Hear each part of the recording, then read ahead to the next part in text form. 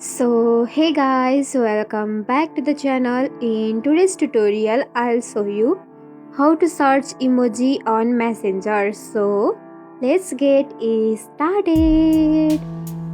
So let's open it, and this is the inbox of your Messenger. Now tap on the person's profile whom you want to send emoji. So I'm tapping on here, then tap on message icon which is available on the lower corner of right side. So tap on it.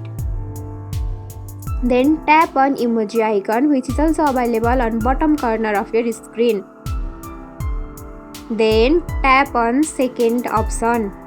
Then you will see the option of search. So tap on it. So I'm searching apple. Then I have seen a lot of apple like green and red. So tap on it. Then tap on right icon which is available on the lower corner of your screen on your keyboard.